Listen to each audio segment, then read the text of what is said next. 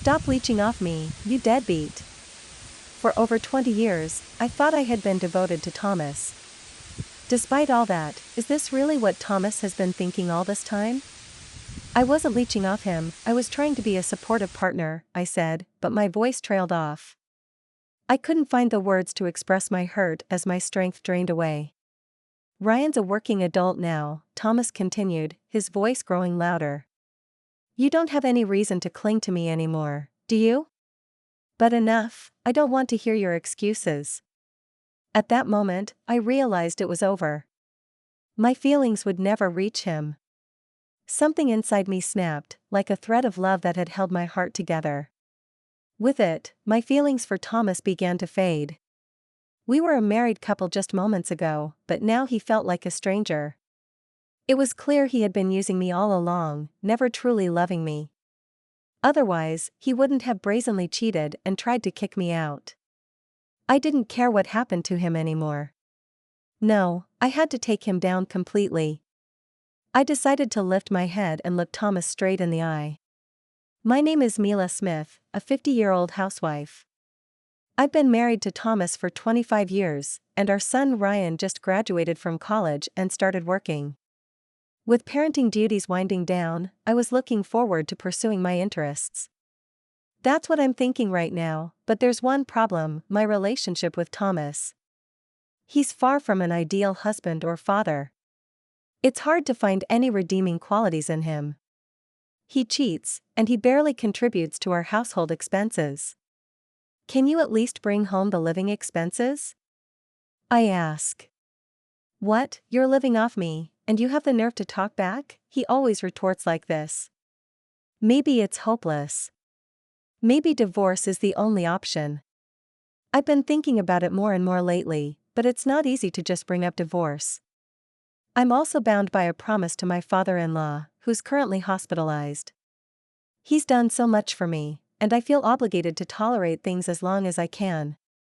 I want to honor his words, but my desire for divorce is growing.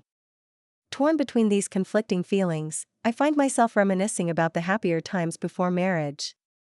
Ironically, the trigger for those happy memories was a misfortune that befell my father back home. My family ran a small diner. In our family diner, my dad was in charge of cooking, and my mom handled the serving. Of course, the food was delicious, that goes without saying, but my dad was bad at business. With the simple desire to feed people good food until they were full, he started the diner. I think that's a noble cause. However, he ran the diner purely on that sentiment, so he hardly ever thought about breaking even. To him, it didn't matter if the profits were small, as long as the customers were satisfied with the food, that was enough for him. That was the kind of business it was. Naturally, it couldn't be expected to be profitable, so our family's finances were always tight. Yet, seeing customers leave satisfied made even me, as a child, proud. That's why I never interfered with my dad's way of running the diner. However, during my college years, a crisis hit. The company supplying ingredients to our diner went bankrupt due to the recession. We've already paid for this month's supply, my dad said. If this continues, we might have to close down. Our diner was already on a tightrope financially, we had no extra funds to spare. Seeing my parents so downhearted made me anxious too, but there was little I, a college student, could do. And I doubted the bankrupt company could refund us. The only option seemed to be closing the diner. Then, a regular customer said, "Close the diner with food this good? That would be such a waste. But with our supplier going under, we'll end up in debt. Then, let me help you out personally, and use that to get back on your feet." The regular man offered. He did lend a substantial amount to my dad. "We're so grateful," my dad said. "We'll pay you back, don't worry about the money, just keep making delicious food," the man said, leaving quickly after. Later, my dad started dealing with a different, larger food wholesaler, which thankfully offered lower prices than before. With this stroke of luck, our family diner avoided bankruptcy. About a year later, my dad and I went to repay the regular man. While they talked, a young man approached me. I heard you borrowed money from my dad, he said. Turns out, he was the son of the man who had lent us the money. His name was Thomas, working for his dad's company. You're pretty, he said. How about going out with me sometime? With you, why not? Think of it as thanks for the loan. We were indeed grateful for the help, but my dad had already properly expressed our thanks. There was no obligation to go further. But then, Thomas whispered threateningly, ungrateful diner girl, I could spread that around, you know. That's not fair, I thought. I couldn't talk back. Even if he spread rumors, I thought it wouldn't hurt me, but it could cause trouble for my dad. And what would the diner's customers think? These thoughts prevented me from refusing Thomas's offer. I didn't like it, but I decided to endure it just this once, so I went out with Thomas. Surprisingly, it turned out to be more enjoyable than I expected. Thomas was interesting to talk to, and he knew a lot of fun places to go. The places he chose had great taste. Despite my initial terrible impression, I started to think he might be a good guy. That was my mistake. I quickly got wrapped around Thomas's finger. Being with you, Mila, is fun, he said. I feel the same, he continued. A good, serious girl like you, Mila, I'd consider marrying. Swept away by such simple words, I started dating Thomas with marriage in mind. Thomas continued to manipulate me in various ways. Eventually, a few years later, I ended up marrying him. Of course, I had no idea back then that it was all Thomas's trap. He seemed genuinely kind, and I felt loved by him, but it was all a lie. As soon as we got married, Thomas showed his true colors. Here's this month's paycheck, he said, handing me an envelope. It contained a handwritten pay stub. The salary itself was deposited directly into the bank, so just having the statement was unusual. What struck me as odd was that the pay stub was handwritten. Nowadays, that's almost unheard of. But I got married 25 years ago when computers were just becoming common, and handwritten statements weren't unusual back then. It's over $2,000, I muttered to myself. So this should be about right. I managed to get by with that modest amount of money as our married life continued. I gradually started to feel something was off. It was Thomas's daily routine. He left the house at the same time every morning, but his return time was always unpredictable. It varied day by day. I'm busy with various jobs as my father's successor, he'd say. Then could you call before coming home? I'd ask. Stop nagging, he'd reply loudly. His attitude made me feel even more uneasy. He might be out having fun somewhere. Maybe he even had an affair, I thought. But I couldn't confront him because I hated being yelled at. In the end, despite my suspicions, I remained silent. Eventually, Ryan was born. I had hoped that having a child would bring some changes, but Thomas's attitude remained the same. Looking back, I think that was when I started to consider divorce, even if just vaguely. Then, when Ryan was in middle school, I received a call from my mom while out shopping for dinner. What? Dad's in the hospital? It was news of my father being hospitalized. I rushed to the hospital in a panic. Mom just exaggerated on the phone, my dad said with a hearty laugh. I was relieved, but at that moment, I realized something, and my heart skipped a beat. Oh no, I forgot to call Thomas. If it was too late, my cell phone was flooded with missed calls from Thomas. When I hurriedly called back, I heard his grumpy voice. Where are you? What are you doing? Come back and make my dinner. I'm sorry, my dad. Huh? Your dad? Your father? Thomas asked in a stern tone. I answered in a small voice, yes, he was suddenly hospitalized. What does your dad have to do with anything? You're my wife. Thomas yelled, and I flinched, closing my eyes. I was terrified of his shouting, but I knew I couldn't just stay silent. I gathered my courage to talk back. Isn't it okay to be worried about my dad? That's the least I can do. Shut up, don't talk back to me. No, let me speak. If it were your father, you'd rush to him, wouldn't you? I asked. Thomas suddenly fell silent. I thought putting it in his shoes would make him understand, but his response was beyond my imagination. Huh. If my dad was in the hospital, I'd ignore it. After all, I wouldn't be troubled if he wasn't around. I was speechless. This had to be a lie, but I couldn't deny it. After much hesitation, I told Thomas, I'm different from you. Sorry, but you'll have to eat out tonight. That was all I could manage to say. I hung up the phone, still in a daze. Since that incident, I started to lose faith in Thomas. It was then I finally realized that the happy times before our marriage were all an illusion. Ah, I get it now, I said to myself, feeling a wave of sadness. Thomas didn't want a wife, he wanted a housekeeper. But I couldn't just wallow in sorrow. That's right, I thought. If I'm going to get a divorce, I need to start preparing. So I began to prepare for a divorce. A few years passed, and then my father-in-law was hospitalized. His condition was quite serious. He might not be able to leave the hospital. I relayed the doctor's words to Thomas, but he seemed unfazed. So it's going to cost money? Is money all you're worried about? Don't you understand the situation? I asked. I get it, he said. I'll talk to my brother. He contacted his brother, who was married but had no children, hoping he could share the burden of the hospital expenses. Can't you pay for it? We've got Ryan and Mila to think about. It's tough for us, Thomas said to him as if it was someone else's problem. It reminded me of when my father was hospitalized. Thomas didn't care about his father either. I couldn't bear it anymore. Enough. I said. I'll figure out how to manage the hospital bills myself. Don't forget what you just said. Thomas shouted back at me.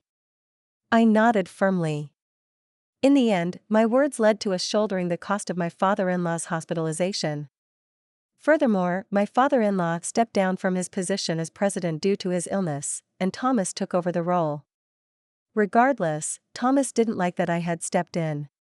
Since then, he barely came home. Even when we needed to discuss Ryan's future, he ignored my calls and stayed away. Dad's not coming home again tonight, I said to Ryan. I'm sorry for the trouble. It's okay, Ryan said. I don't care about Dad. I want to go to a university in New York, right? You mentioned that. Don't worry about the tuition, I said. I'll take care of it soon enough. Ryan's move to New York for the university was settled, as expected. Thomas didn't even see him off. Once Ryan moved to New York, the house felt empty. By that time, Thomas was only coming home about once a week. Can't you deposit a bit more for your father's hospital bills? I asked. What? I already transferred over half of my salary. That should be enough for you now.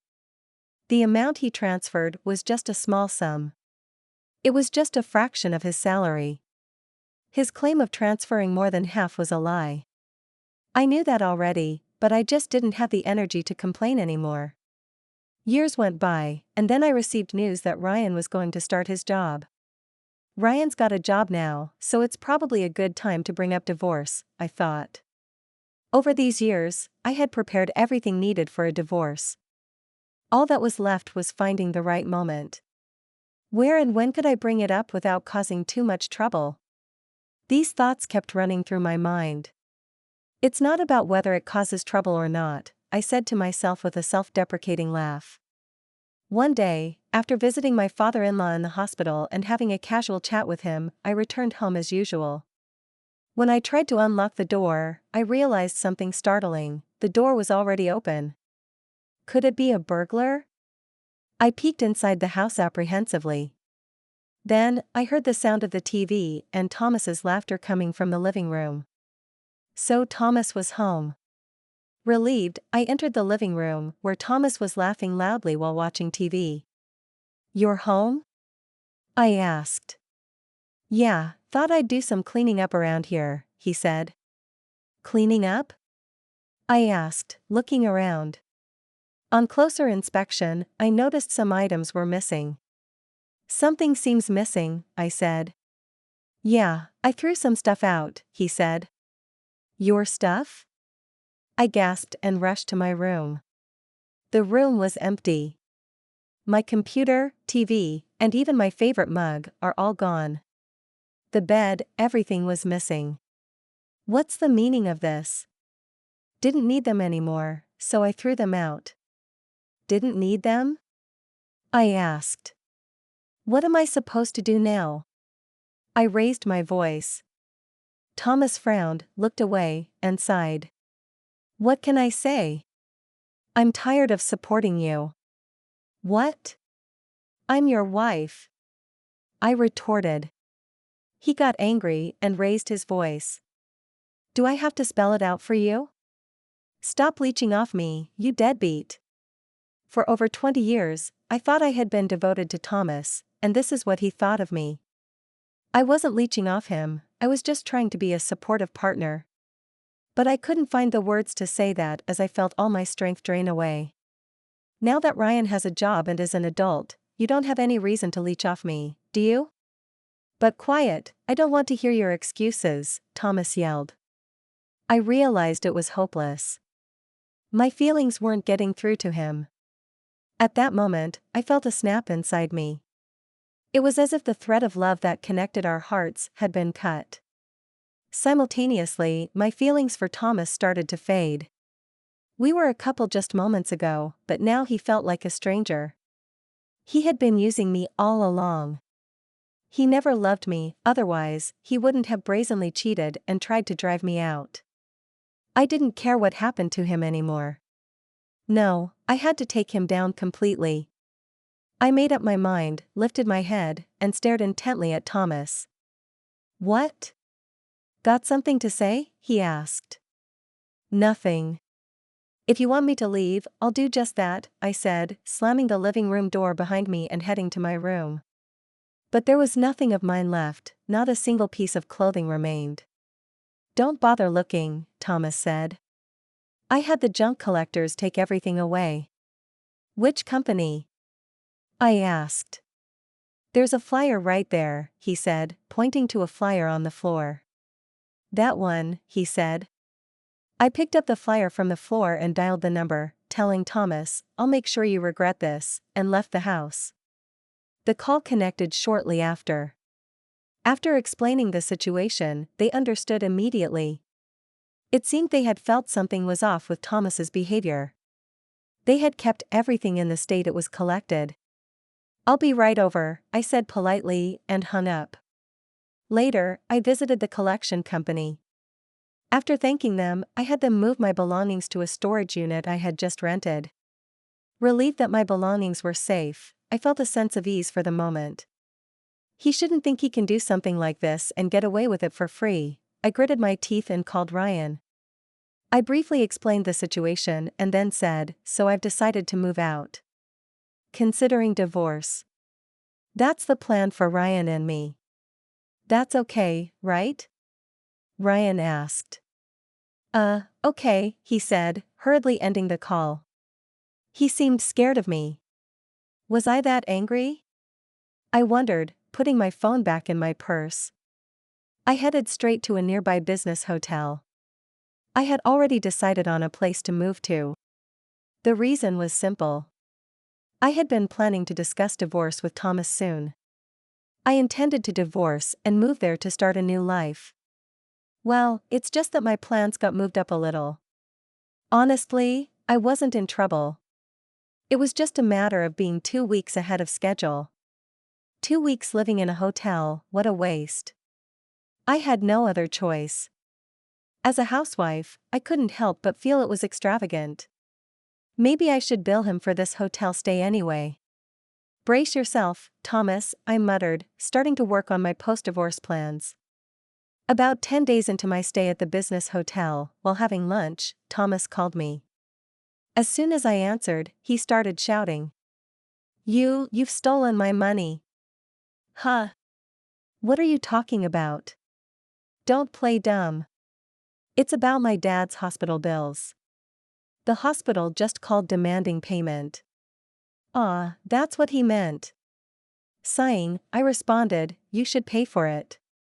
It's no longer my concern after you kicked me out. But I've been transferring living expenses to you.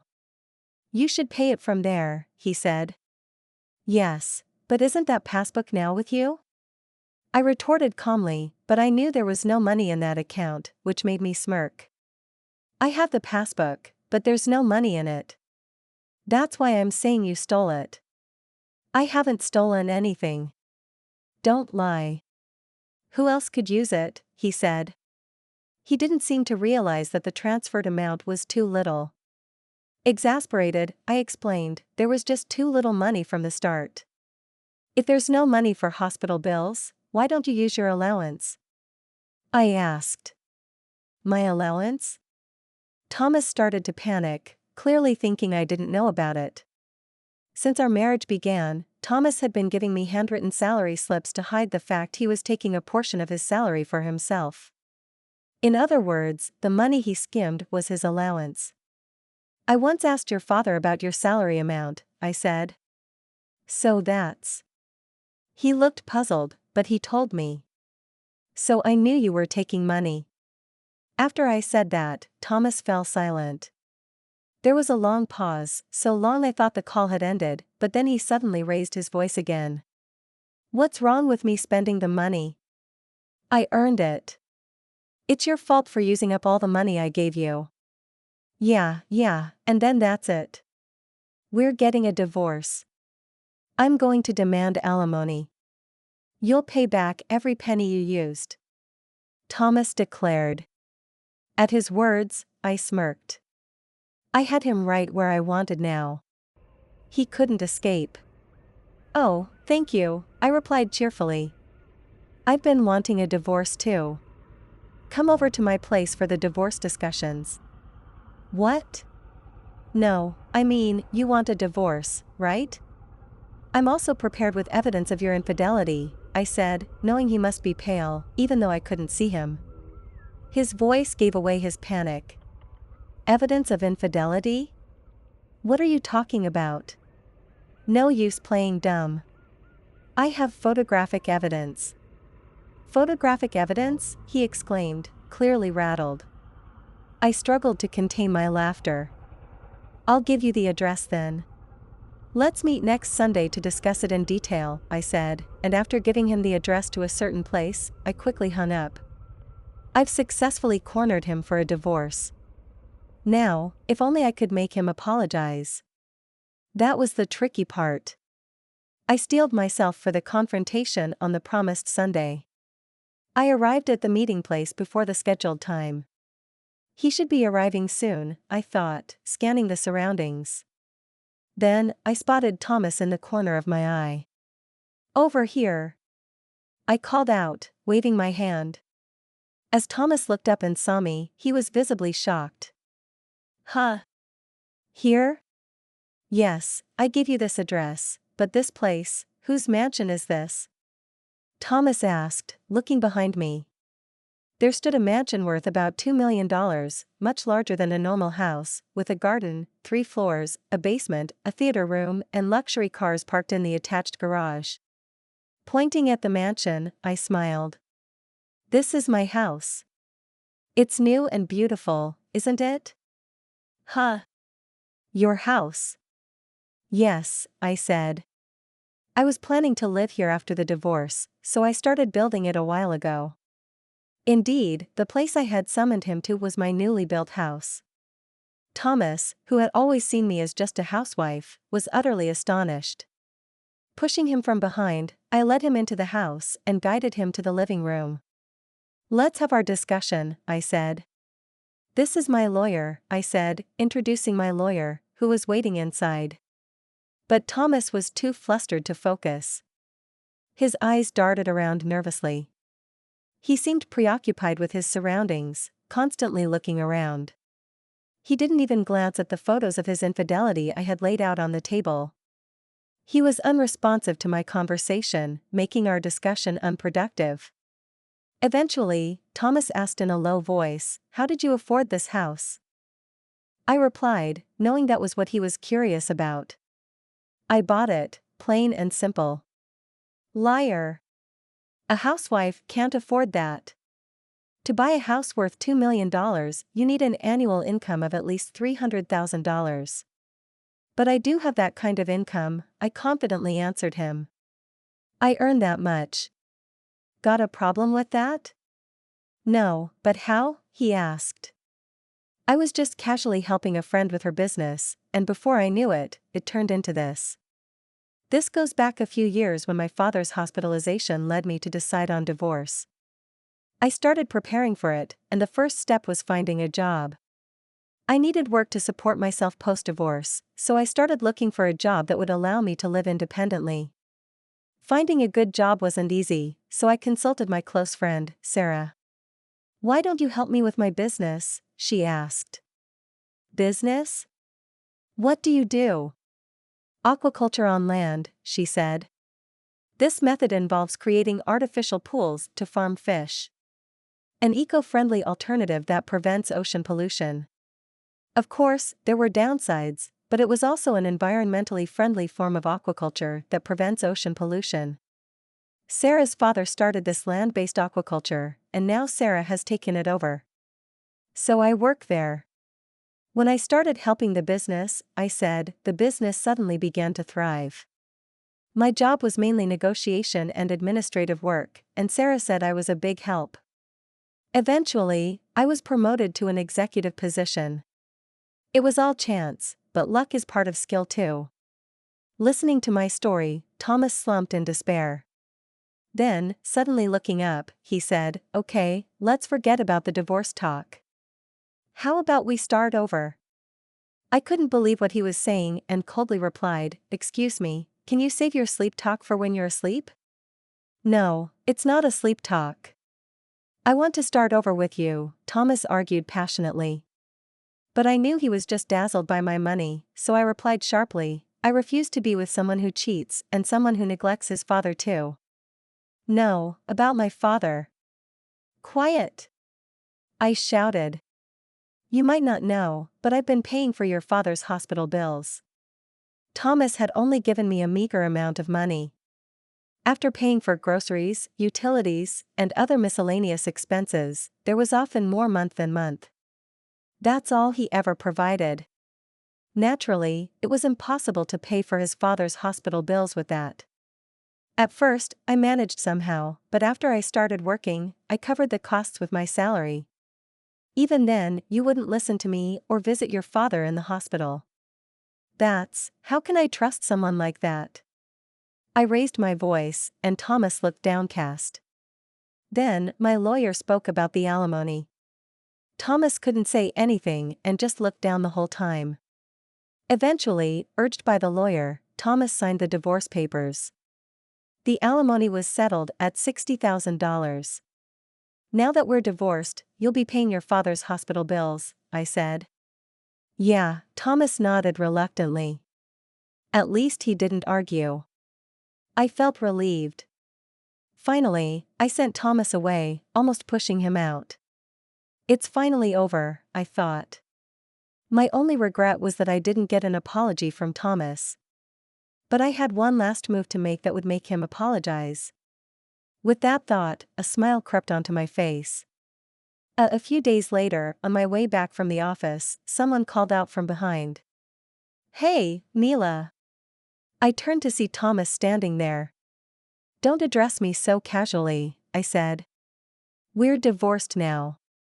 "Shut up. What the hell did you do?" Thomas was red in the face, looking at me. I realized then what must have happened. So that talk happened at the company, I thought. Then, I said, smiling, "What do you think I did?" "Don't joke around. Tell me, how did you get me fired?" Thomas stomped his foot. His reaction was so amusing I couldn't help but smile. "Well, isn't it your own doing? Getting caught cheating with the company's secretary?" Thomas's affair was with his company's secretary. He had been doing as he pleased, thinking he was untouchable as the president. Right after the divorce was finalized, I reported this to his father. His father was disappointed about the divorce but became furious upon learning about Thomas's actions. I even showed him the evidence photos, which made him even angrier. Then, he said to me, "I'm thinking of transferring all my company shares to you, Mila." To me?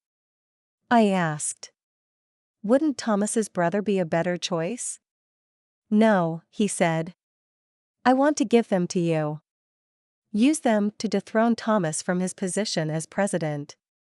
His father's story went like this: his father's company was a corporation. For decisions like appointing a president or other executives, a shareholder meeting resolution is needed. Though the board of directors can also make these decisions, his father's company wasn't large. Most of the issued shares were held by his father.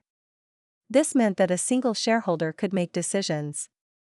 But in small companies, it's common for the president to hold the majority of the shares.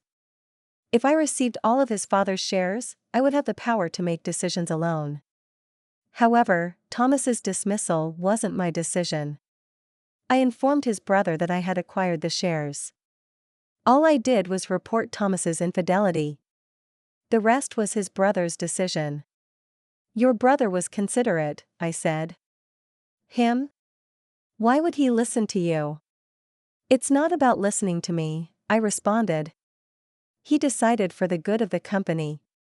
Thomas just collapsed on the spot. He began to mutter apologies. I'm sorry, please forgive me. No, I'll be left with nothing. No job, nothing. His problems were not my concern. It was all his own doing. I won't forgive you, even if you apologize, I said. Please forgive me, I'm begging you, Thomas pleaded, prostrating himself on the spot. I turned my back on him. Sorry, but there's nothing I can do about it. Why not? If you have the shares. I sold them to your brother and his wife, I said. After all, I don't want anything to do with you anymore. At that moment, I heard Thomas sob. Of course, I pretended not to hear and walked away. Following his dismissal as president, Thomas had to leave the company. If he had been an employee or an executive officer, he might have been able to stay. However, he joined the company through his father's connections and continued with his haughty attitude. Me, an employee? No way, he had said. So as soon as he was dismissed, he was out. Now he's supposedly working part-time at a convenience store, but re-employment at his age might be difficult. He seems destined for a regret-filled, moneyless old age. As for me, since the divorce, I've been able to focus more on my work. I don't think I'll remarry, but there are a few men among my colleagues. Maybe a good love will come again for me. When I was thinking about this, I received a call from Ryan. I'm bringing my girlfriend over next time. Oh, that's great, I said. I'm looking forward to it. I failed in my marriage, but I don't want Ryan to make the same mistakes. However, I'm sure he'll be fine. He's much more put together than I ever was. Thanks for watching. How did you find the story? Let me know in the comments below. Remember to like this video and subscribe to our channel for more awesome stories like this. Your feedback and support mean a lot.